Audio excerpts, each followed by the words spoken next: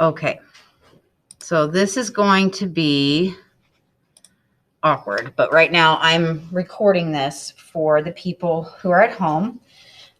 You're going to need the following things if you're printing from home or here now that we're in class.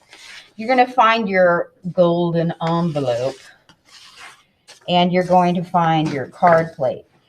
If we get going and your card looks like garbage, and that's your opinion, not mine, because I think everything you make is awesome. This press foam is super cheap, and if you enjoy this printmaking method, you can have as much of this as you want. So there are some extra plates behind you over on that little white table for you.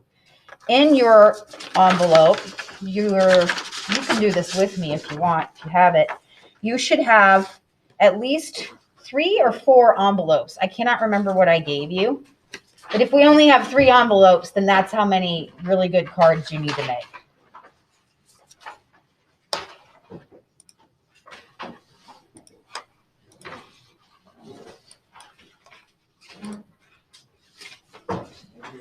You're welcome, honey. And then I cut extra cards. The cards should be the same width as your envelope, and a couple of the papers are stiffer. I probably cut you a couple of manila, a couple of white, and then a couple of colors. Just like anything like we did before with the Collagraph, if you mess these up, you can cut new, okay? I have a lot of colored paper in here, and I have the heavy paper that we can cut if you mess this up. I think, though, what I'd like to do is not mess it up. That'd be good. So let me talk to you about a few things. I'm going to set these to the side where they're not going to get messy. You're going to need your brayer. You're going to need your Osh kit if you're at home, and you're going to be using these inks that I've given you. If you're here at school, we've got access to a lot more colors, and that's good. You're also going to need your Layton. And if you're here at school, you'll be using the Baron. But if you're at home, you can do the transferring with something like a wooden spoon, and that'll work too. All right. Here are some successfully printed cards. Ms. Carson, why are they in those snazzy little bags? Because we sell them at Art Fair. You donate 1 or 2 to the printmaking class, and the proceeds go to like an art supply kitty to buy cool things for the classroom.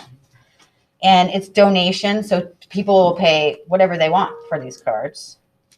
And that's that. I'm showing you this one because if you want to print on black paper, do it, but use a light color ink. This one's just printed really well. And I like that they left some of the foam kind of sticking up because it looks neat, like a cool texture. So practice first. Practice first, and I would suggest that you get a sheet of this. Just, okay, you guys see where I am right here? This is the same weight as your card for the most part. And you can get a handle on what it's like to print on this weight of paper with the hand printing method. The reason we can't use Bertha is she will squish this plate so much that all of the detail will smush away, okay? And so choose colors of ink that are going to show up. I'm just going to go with a little bit of blue, a bit of black.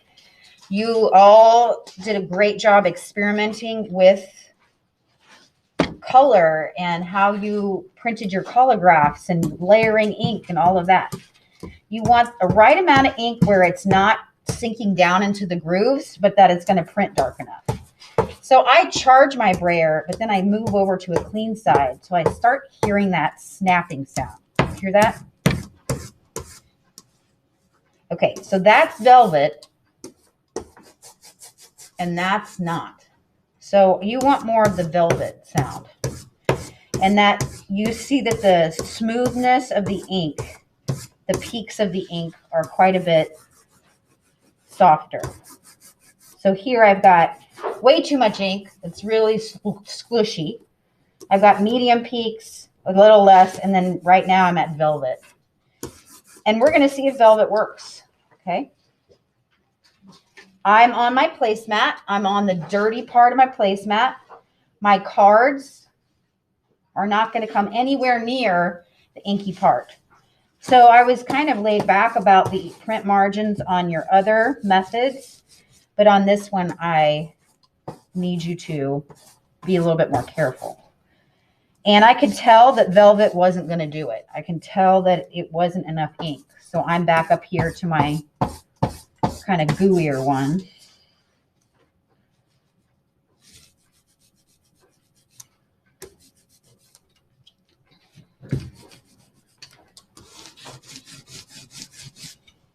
Okay, now let's see if that's enough. I'm going to practice first. I'm not going to put my paper here because that's all that ink is there. So I'm moving over to a clean spot. Now, when you're actually printing on cards, let's talk about this. Okay, where do I print on this? Left or right? Right. Because think about it. This is how I want the card to look, correct? And so wouldn't I do it like that? You're going to mess up and you're going to do it wrong. And I will not make fun of you because it's happened to me too. Like you'll accidentally put it like this and then it's upside down. But you'll just have to cut more paper. But first practice. And then I'm going to try using the Baron first. And you want to apply a decent amount of pressure, but not so much that you flatten the press foam out. So I'm getting a pretty good lift there.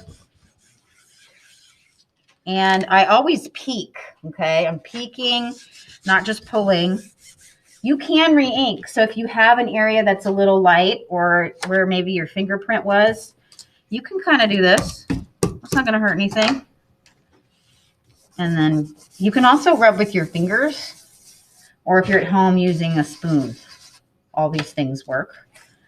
So I'm going to go ahead and pull that. Now, beep, beep, beep, beep, beep, beep, beep.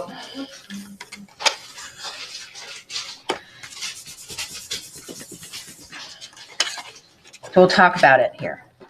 Grassy ass. Now, I can look at my plate and say, this is a proof. This is my first print. There's some things about my design I like. There's some things I would change. Hayden, what would you change about my design?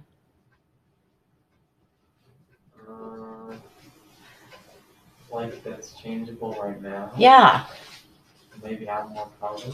Okay, with the ink. I can wash my plate off, and I wish my G was a little like thicker or bigger. So I'm going to take my pencil and I'm just going to do that. I'm going to make the G a little bit bolder or show up better. Just wash it off.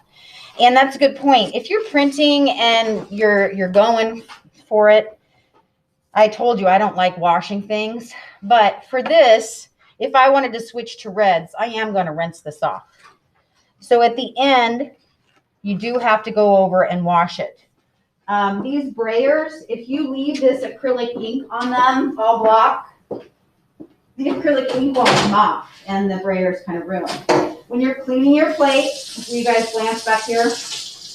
When you're cleaning your plate, I take it and I get the sponge wet and I very gently clean it off. And then if you're done printing for the day, you can just throw it on the drying rack. But you do not want to leave the ink on the plate because it will close in the grooves. You know what I mean? It'll dry in the little cracks and then you can't print it as well. I love press foam printing. And I'm telling you, if the shit hits the fan and they don't let us come to school or something, guess what you're going to be doing a lot of? Press foam printing. I have people doing 2 plates cards. The Bumblebee one I showed you guys. So the background's one, and then they're printing the words on top with another. So that's kind of cool if you don't love your design, get to a point where you do love your design. That's what I'm trying to say.